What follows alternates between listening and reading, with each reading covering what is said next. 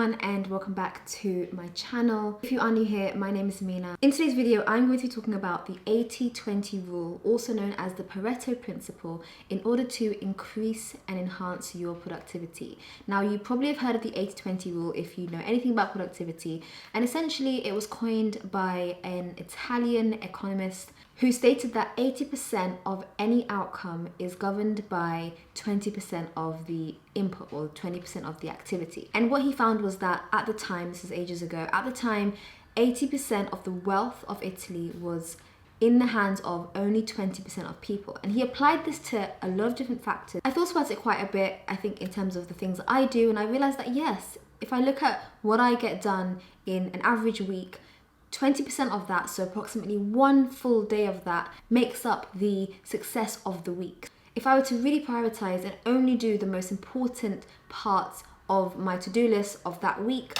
really, if I sat there for one day, I could get done everything that I need to get done and things that I spread out over a whole week.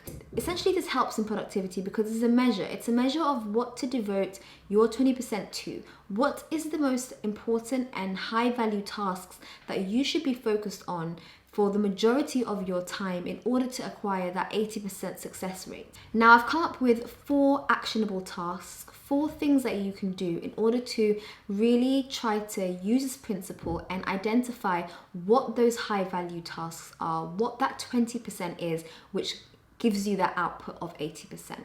Now, the first thing is to determine what your typical day looks like. Where is your time actually going? Now, you can either, if you have the patience, track your whole week or track just one day. And when I say track, I mean just get on with a normal day, get on with your normal week and log every single thing you do. So if you sat down to have breakfast at 8 a.m. and you got up at 8:30, write that down. 8 to 8:30, I had breakfast. And then you probably dilly-dallied a little bit, and then at 9 o'clock, you started a bit of work and you were working until 9:45. And then there was a massive gap of 2 hours where not much got done, and then you started again at 11 o'clock, and so kind of write down your schedule without feeling guilty about it, because ultimately the whole aim and objective of this task is to sort that out and to figure out where your time is going. So in order to do that, you need to accurately log what you get done on a typical week or a typical day. And what you'll find is at the end of the day or the end of that week, you'll notice that you have significant gaps in your day where you're not doing much,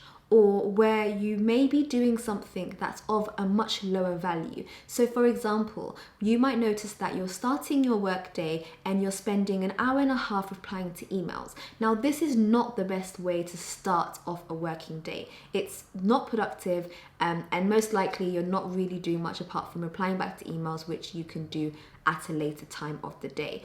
And that replying to emails is not what's going to give you that 80% output, that 80% of success outcome. Then what you need to do is look at your whole week and figure out how many hours of your day or of your days do you think you're spending towards the tasks that actually are going to drive you towards success. So let's just use an example of you want to write an essay, and you have a deadline, it's the end of the week, and you spent the whole week. How many hours of your day did you actually physically spend writing or collecting papers, as opposed to doing other things on the side which isn't necessarily driving you towards that outcome? You've identified what your week looks like. You want to now formulate a bit of a plan. What you've now done is generated probably the most valuable bit of data that you could do on yourself. And now you need to structure your week or your day better. So you've identified that you reply to emails and you spend the first most valuable time, an hour and a half in the morning, replying to emails. So we do need to find some time for that during the day, but it does not need to be first thing in the morning. So shift that, move that to replying later on when you might be a bit tired or when you don't have as much energy as you have in the morning to get things done that you should be prioritizing. But your prime time is spent doing the tasks that are going to help you towards that 80% outcome. You want to start your day on a high value task. So as soon as you open your laptop, as soon as you sit down to do any work, what is the best thing that you can do that's going to lead you towards success for your particular targets?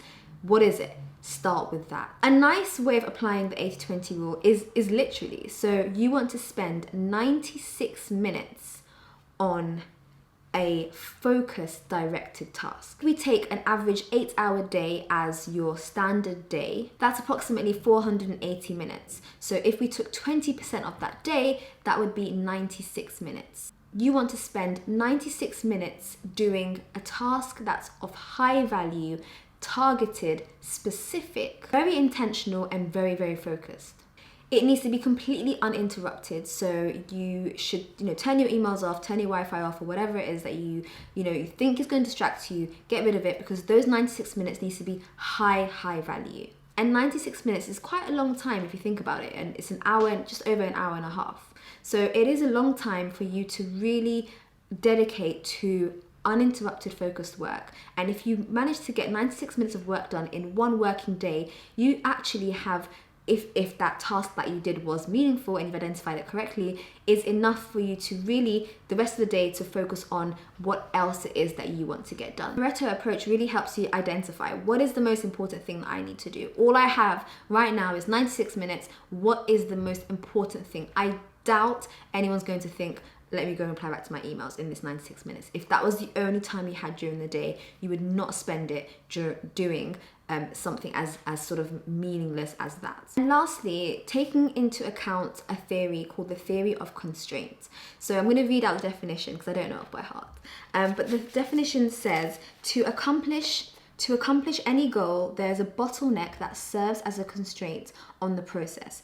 This constraint sets the speed at which the goal is achieved. This theory is saying that for any task, there will always be a constraint. There will always be a limiting factor, something that's stopping you from being as productive with it as possible. So again, taking the writing an essay as an example, if you want to start writing an essay, the constraint may be the fact that the bottleneck may be the fact that you don't know how to do a literature search, and so you don't know how to find papers that are relevant. Or it could be that you don't know how to structure your essay. So it's saying that essentially, once you've identified what those constraints are, the rest of the process is a lot more smoother. When you're thinking about and you're planning your day and you're thinking, what do I want to do today in order to maximize my productivity, you want to think, right, in those 96 minutes of the day, I want to just write that essay. I want to take those papers, critique them, and write. That is what I want to do. However, you cannot do that if you haven't picked out the papers yet,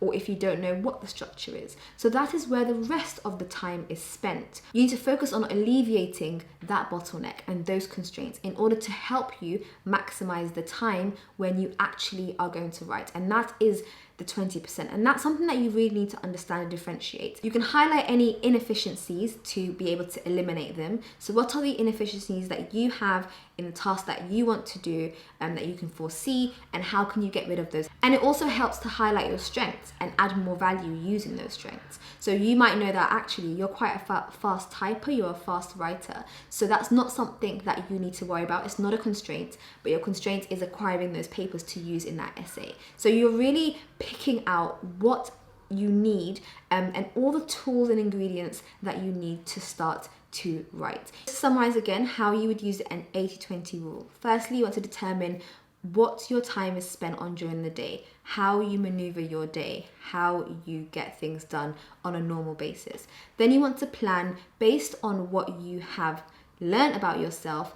What are the things that take up your time? What are the high value tasks that you feel like you need to get done in order to reach that end goal? Try to use a 96-minute rule where you sit down uninterrupted for 96 minutes in a day and get something done, which is a high value task. So a task whereby you are going towards your end outcome, which is the success that you are looking for. And then lastly, thinking about constraints. So before you actually sit there for 96 minutes, what are the things that are going to stop you from working uninterrupted? What are the shortcomings that you have and the limitations that are going to prevent you from being as productive as possible? Once those are removed, the speed at which you can progress accelerates. Do let me know if you've used this principle before. If you found this useful, please let me know how you intend to apply this in your life and in your planning from next week onwards.